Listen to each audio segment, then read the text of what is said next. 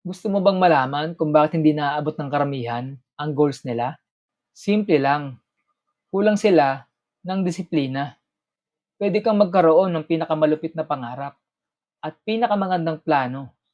Pero kung wala kang disiplina para kumilos araw-araw, hanggang drawing lang ang mga yan.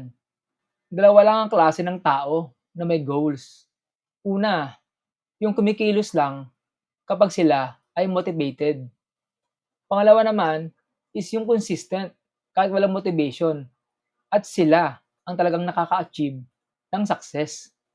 Meron tatlong paraan para magkaroon ka ng disiplina. Una, alisin ang mga distractions. Limitahan ang pag-scroll sa social media at mga bagay na umaagaw sa oras at focus mo. Pangalawa, mag-focus sa kaya mong gawin sa araw-araw, katulad ng pag-aaral ng mga new skill, pag-implement ng mga learnings, at pag-improve sa bawat approach. At pangatlo, i-track ang progress mo.